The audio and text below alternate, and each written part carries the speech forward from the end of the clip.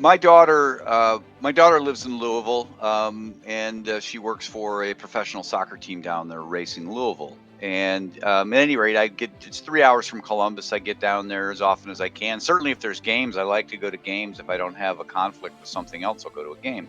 But there was a part of town that she did live in.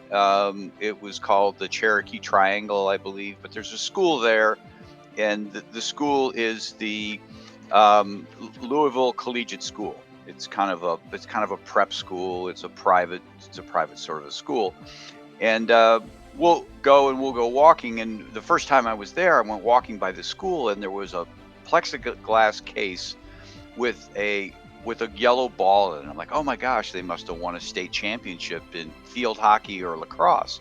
And so I ran up to it, and it's like, oh, it's not a ball.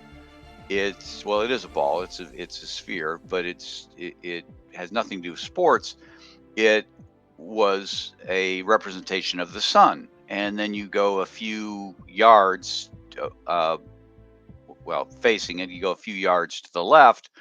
There's another plexiglass case with a tiny, tiny little dot in it, and that's Mercury.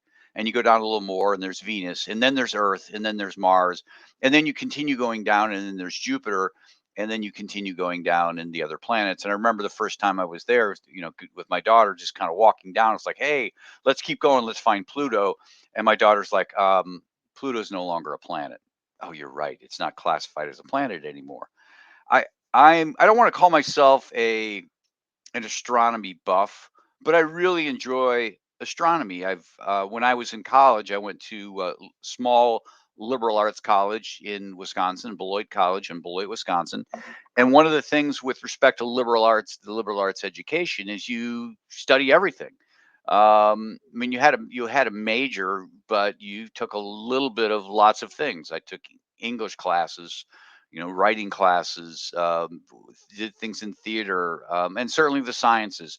And so my freshman year, it's like, hey, what science do you want to study? And my dad he was a geology major. He attended there as well. He was a geology major. He pushed me towards geology. But somebody suggested I take an astronomy course. And I'm like, oh, that'd be cool. I mean, kind of neat to look up in the sky and be able to say, different constellations. Well, that's not astronomy really at all. In astronomy, they teach you lots of things about the planets, how stars formate, how gravity works.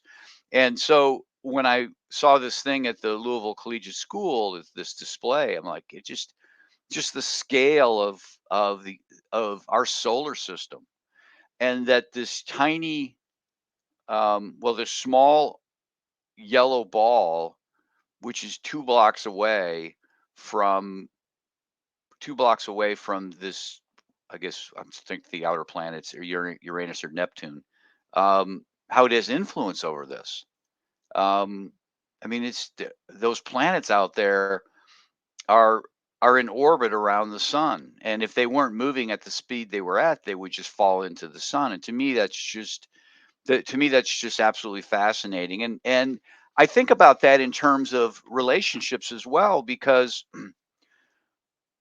relationships really are gravitational forces. Relationships dictate what we do, and we don't tend to think of it that way. You walk into a room and you think, well, I walk in, I walk out, I'm the same person. And you're really, I mean, in many ways you are, but in many ways you're not. My who I am and what I'm about has been influenced throughout the years with different interactions of people that I've had. And the interesting thing about influence, and I've got a various things where how influence is impacted. The interesting thing about influence is that it's really a two-way street if you stop and think about it. Now, I'm going to use astronomy and science as an example. We all think that the Earth orbits the sun, and it does. I mean, it does, but really, theoretically, or not theoretically, technically, the Earth doesn't orbit the sun. The Earth orbits a point between the sun and the Earth. Now, because the sun is so massive, that point, that access point, is is really within the sun. So for all intents and purposes, the Earth orbits the sun because that mass is so big. But when you start looking at binary stars and stars that orbit each other, one's not orbiting the other, they're orbiting each other. They're orbiting a center of gravity between the two objects. And I know this is kind of might start to get a little woo woo, but it's really very similar to how we influence one another. So if you have two people are of similar stature, excuse me, not statue, stature. If you have two people who are of similar stature, there I go again, stature, similar stature. Um, one's not totally influencing the other. One's not orbiting the second. They're kind of orbiting one another. They're shifting. It's kind of like it's almost like a marriage, right? It's there's give and take, and well, in any relationship, but certainly within a marriage, there's give and take. Um, Good marriages, and we call them compromises, and really the compromises is saying, hey, this is our center of gravity that we both agree to, and we're both going to revolve our lives around this center of gravity, whether it's religion or how to raise kids or money or whatever it is. That's really kind of the compromise that I view in astronomy terms. And when we deal with people who have large stature, not statue, stature, I'm trying to think of a figure. Let's, it's hard to come up with a figure anymore who's not controversial. Bill Gates, I'm sure he's controversial in his own. Warren Buffett, there's somebody, one of the wealthiest people in the world. Doesn't have a Twitter account, so anyhow. Um, but if you're in a room with Warren Buffett, he's kind of that giant sun, and to a degree, if you were working for him, not just coming in the room for the first time or a brief visit, but he's got such a giant stature that his influence is to a degree going to dominate yours, and yours is going to have less of a dominance over his. But the reality is that influence in relationships is a two-way street. And you may walk into a room and say, you know what, I'm going to impact this room, and you probably can, but it impacts you too. Um, and something we need to keep in mind as we have relationships out there. So how do relationships influence us? It's certainly there, and there's lots of studies out there. There's lots of examples out there. I read a study, and in fact, I talked about it on the podcast a number of months ago, talking about people who are smokers, and that if you have a friend who is a smoker, you are like 50% more likely to be a smoker. And if your friend isn't a smoker, but their friend is, even their friend that you don't know, then you're like 10% more likely to be a smoker. Um, it's just and even if your friend's friend doesn't smoke but has a friend who smokes, you're still 2% more likely to smoke. That's just the power of influence in our lives. But influence help uh, influence impacts our emotional well-being, the people we're around. If you're around uplifted people, you're going to be uplifted. If you're around people who are negative all the time, that's going to impact you. And so we need to choose the people that we're around, and we need to commit to being a positive influence as well with respect to that.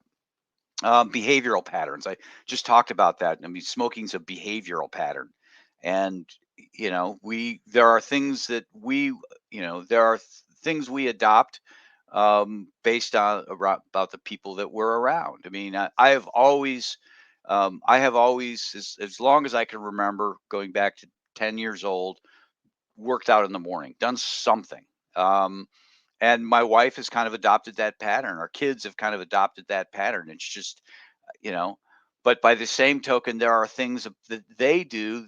I've adopted their patterns as well. So again, it's this compromise. It's we've kind of agreed that these things are gonna happen. I used to run. My wife kind of gets me to walk. So behavioral patterns are people around us. Their influence affects our behavioral patterns. um, decision making, decisions on, what to spend money on, how to lead your life. Those things are, influenced by the people around you. I am more committed to, I don't want to, I would never call myself a techie. I'm not a techie. But I would be more committed, I am more committed to staying up on things because I know people who are like that. Tom Anderson, he's a web guy. Other people I know who are really more tech savvy than I am. It's like, you know what? I'm not just going to shut myself off from that. I'm curious. You know, they're kind of with when it comes to technology, I'm more orbiting around them, but they're having influence on me.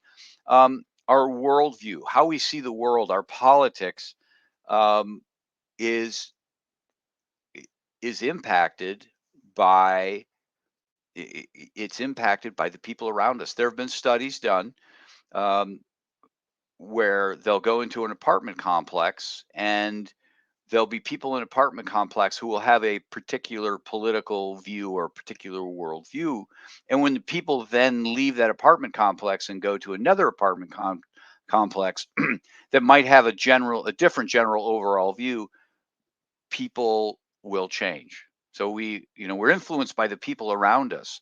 And this is not necessarily something that's, well, it is actionable because you can look at who you hang out with and say, you know what, I don't want to be influenced that way. I'm just not comfortable with that influence. Um, and that's fine. You know, Social and professional opportunities. It's interesting. I grew up in a small town in the Upper Peninsula of Michigan. It's a college town, um, and went to school with a lot of sons and daughters of professors. And many of them went on to do those sorts of things, to be professors, to be professionals. Why? Because it's kind of a family influence. But you'll see neighborhoods where there'll be lots of kids, or high schools where there'll be lots of kids going off and doing certain things, similar things, because that's kind of that's the influence that people are having on one another. I've seen collections of people where, um,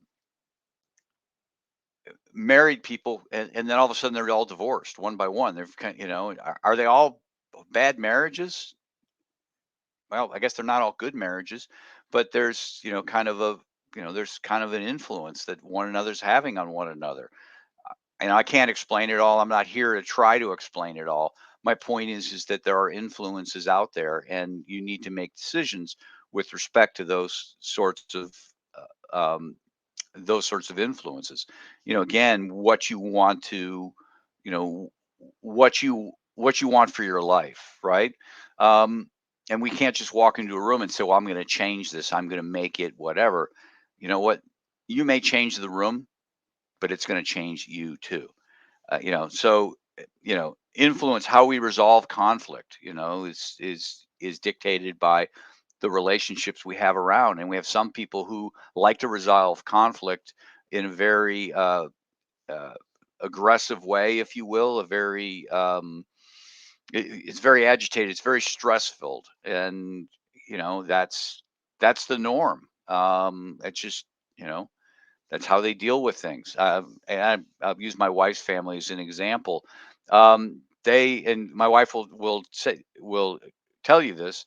They kind of yell at each other, and they don't yell at each other in a mean way. I mean, it's not degrading, but they raise their voice at each other, and I'm still not used to it. I certainly wasn't used to it when we first got married and first started dating. That if there was something she didn't agree with, she would raise her voice, and it's like, and I try to coach her. It's like, hey, you don't need to raise your voice at me. Now, influence, that's going to shift her, and it's going to shift me as well. So the point with respect to this whole program on influence is again, influence is happening. It's happening whether you can't opt out of it. It's there. The planets can't opt out of the gravitational pull of the sun. You can't opt out of the influence of relative to the people around you, but you can know that it's there, and you can choose whether what situation you're going to put yourself in, what solar system you're going to put yourself in, if you will. So you can dictate those things. But the influence is there, unless you unless you want to go live up in the hills and have no Wi-Fi or anything and just live all by yourself. Then I would imagine there's no influence, but life wouldn't be fun. So stop and think about it with respect to the organizations you're involved with, the people you hang out with, the example you set for other people. Influence is a two-way street. You're going to have influence, and the situation is going to influence you as well.